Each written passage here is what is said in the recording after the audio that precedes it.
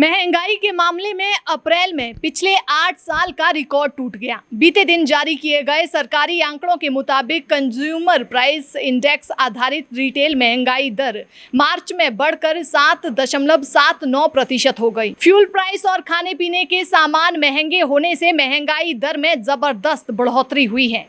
उपभोक्ता मूल्य आधारित मुद्रास्फीति का आंकड़ा लगातार चौथे महीने भारतीय रिजर्व बैंक की ऊपरी सहनशीलता सीमा से काफी ऊपर रहा। केंद्र द्वारा आरबीआई को खुदरा मुद्रास्फीति को 2% से 6% के बीच रखने का आदेश दिया गया है। मार्च में खुदरा महंगाई दर 6.95% थी। बता दें कि रिकॉर्ड तोड़ महंगाई के बीच पिछले सप्ताह आरबीआई ने 4 साल में पहली बार अपनी रेपो दर में बढ़ोतरी करने का ऐलान किया। इस महीने की शुरुआत में एक ऑफ साइकिल बैठक में इसे 40 आधार अंकों से बढ़ाकर 4.40% कर दिया गया। आरबीआई ने अचानक प्रेस कॉन्फ्रेंस करके इसकी जानकारी दी थी। बता दें कि ग्लोबल स्तर पर महंगाई रेट में इजाफा हुआ है। सरकार के पास कीमतें बढ़ने के सभी तर्क मौजूद हैं, लेकिन उन्हें रोकने का एक भी उपाय नहीं है। महंगाई ने खाने पीने की वस्तुओं की कीमतों में वृद्धि इतनी कर दी है कि गरीब आदमी का जीना मुश्किल हो गया है। गरीब आदमी तो क्या, मध्य वर्ग के आदमी तक का जीना मुहाल हो गया है, मगर सरकार कुछ भी नहीं कर पा रही है। बाजार में सब्जियों, फलों, दूध और दुग्ध उत्पादों, अंडे, मछली और मीट की कीमतें पिछले साल की तुलना में कहीं ज्यादा बढ़ गई हैं।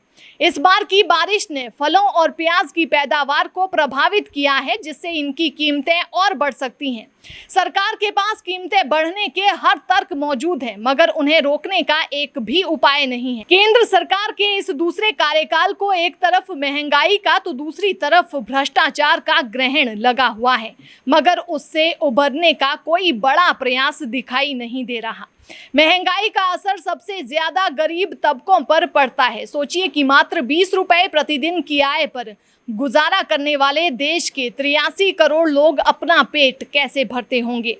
जाहिर है कि इन तमाम लोगों को शायद एक वक्त तो भूखा ही रहना पड़ता होगा। दिल्ली में साधारण सी दुकानों में भी चाय का एक कप 3 से 4 रुपए से कम नहीं मिलता। किसी भी दाल की कीमत 70 से 80 रुपए प्रति किलो से कम नहीं है। अब तो आलू और प्याज की कीमतें भी बढ़ गई हैं। ऐसे में 20 रुपए रोज कमाने वाला आदमी सिवाय रोटी या चावल के और क्या खा सकता है।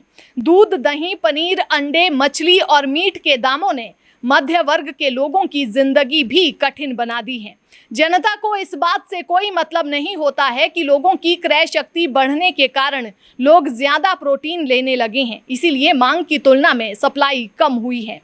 ये कुछ वैसा ही तर्क है जो अमेरिका जैसे पश्चिम देश देते हैं कि भारत और चीन में लोग पहले की तुलना में ज्यादा खाने लगे हैं, इसीलिए महंगाई बढ़ रही है। पर सवाल सामान की बाजार में उपलब्धता का, उसकी सप्लाई का है, जिसे प्रभावित कर कीमतें बढ़ती जाती हैं। अगर दिल्ली में फुल क्रीम मिल्क 38 रुपए किलो उपलब्ध हो तो 20 रुपए प्रतिदिन कमाने वाले लोग क्या उस दूध की बनी चाय भी खरीद सकते हैं? मोदी सरकार अपने दूसरे कार्यकाल में बार बार लोगों को दिलासा देती है कि अमुक महीने के बाद कीमतें गिरने लगेंगी, मगर कीमतें सरकार को मुंह चिढ़ाती नजर आती हैं। सरकार असहाय होकर देखती रहती है। सरकार चाहे तो कीमतों को कम कर सकती है, कीमतों पर नियंत्रण कर सकती है, मगर इसके लिए उसे कई कदम उठाने पड़ेंगे।